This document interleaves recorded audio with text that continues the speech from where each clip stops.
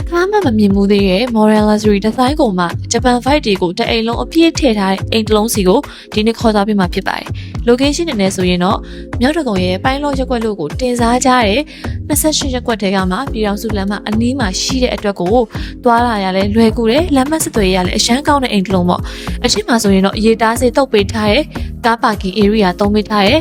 green area ထည့်ပေးထားပြီးတော့ရေတားစိတ်ဆိုရင်လည်းတစ်ခါမှမမြင်ဘူးသေးတဲ့အနီရောင်ကာလာတုတ်ပေးထားတဲ့အတွက်ကိုအိမ်ရဒီဇိုင်းပုံစံကွဲထွက်နေတာပေါ့နော်။တကားကိုဆိုရင်တော့ channel ကားကို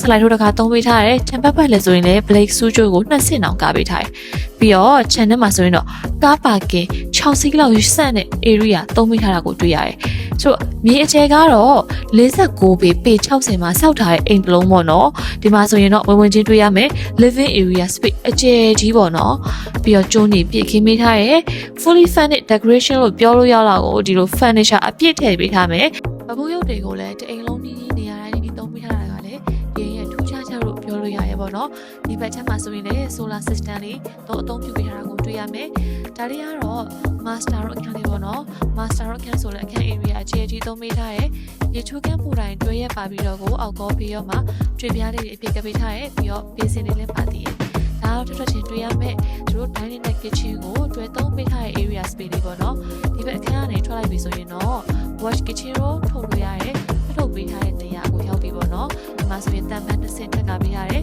။ဝင်လိုက်ပြီဆိုရင်တော့ dining area space အကျယ်ကြီးပုံမှာဆိုရင် ceiling သုံးပေးထားရဲ့ပြီးတော့ kitchen area ဆိုရင် luxury vibe ကိုအပြည့်ခံစားရတဲ့ကာလာကိုသုံးပေးထားရဲ့kitchen area ဆိုရင်လည်းဆိုတော့ကပ်ပါကင်နေရာကိုတန်းဝင်ဖတ်လုပ်လို့ရရပေါ့နော်။ငါဆိုရင် second floor area လေးတက်လှေကနေရာဆိုရင်လည်းဘေးမှာဆိုရင် thermal glass တွေသုံးပေးထားတယ်။နင်းပြားတွေဘေးလက်ခံအားလုံးကိုကျွန်းထုအကြီးကြီးတွေသုံးပေးထားတယ်။တက်ချင်း second floor တွေ့ရမှာကတော့အရှမ်းကုန်မှာခန်းနာလာတဲ့ဖျားခန်း area လေးပေါ့နော်။ high မြင့်နဲ့စီလင်သုံးပေးထားတယ်။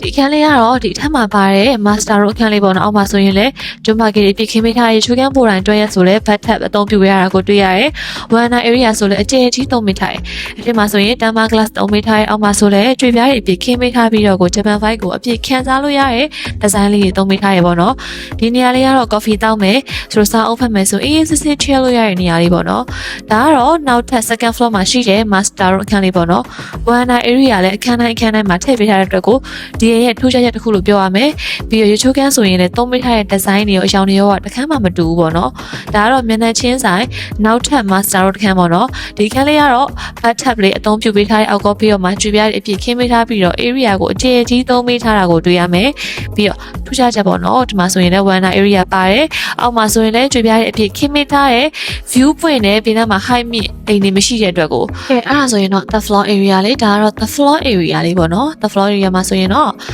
ခန်း master တို့တစ်ခန်းပဲပါမယ်ရေချိုးကန်းပိုတိုင်းတွဲရဲ့ design လေးဆိုရင်လေတို့တအိမ်လုံးက design တွေကမတူဘူးပေါ့နော်ဒီမှာဆိုရင်လည်း color တစ်မျိုးသုံးပေးထားရဲ့ကတင်ပါမယ်မှန်တယ်ကုန်တစ်ခုပါမယ်ပြီးတော့ Warner area ထွက်လို့ရတဲ့နေရာလေးလည်းပါသေးတယ်ဒီကထွက်လိုက်ပြီဆိုရင်တော့ဒီမှာဆိုရင် family အေးစစ်စစ်နေလို့ရမယ် family တို့တည်တံ့ဖွဲ့လို့ရတဲ့နေရာလေးရဲ့ဘေးဘက်ချမ်းမှာဆိုရင်တော့ Warner area ထပ်ထုတ်ပေးပြီးတော့ကိုပေါ်မှာဆိုရင်လည်းကြောင်လေးကားလေးအသုံးပြုပေးထားရဲ့ပြီးတော့ဒီနေရာလေးမှာဆိုရင်လည်းပစ္စည်းလေးတွေတင်လို့ရအောင်လို့ကို cabinet ကလေးနဲ့အကန့်လေးတွေထားပြီးတော့တခြားအသုံးပြုထားတာကိုတွေ့ရတယ်။ဒါတွေကတော့ Warner area လေးပေါ့နော်တော်တော်လေးကိုကျဲတယ်။မင်းစုတကယ်ချင်း line AC ထည့်လို့ရမယ်။ garden ထည့်လို့ရမယ်။အများကြီးအသုံးပြုလို့ရတယ်ပေါ့နော်။ဒီမှာဆိုရင်တော့ solar 18ချက်တောင်တက်ပေးထားတဲ့အတွက်ကိုတအိမ်လုံးကပိုပိုရှရှမ်းကိုသုံးလို့ရတယ်။ဒီနေ့စုမိတ်ဆက်ပေးသွားတဲ့ဒီရင်စင်တော့ကတော့သိန်းပေါင်း3000ခွဲဖြစ်ပြီးတော့စိတ်ဝင်စားရဆိုရင်တော့ PSN Provider ဆုသက်လိုက်ပါနော်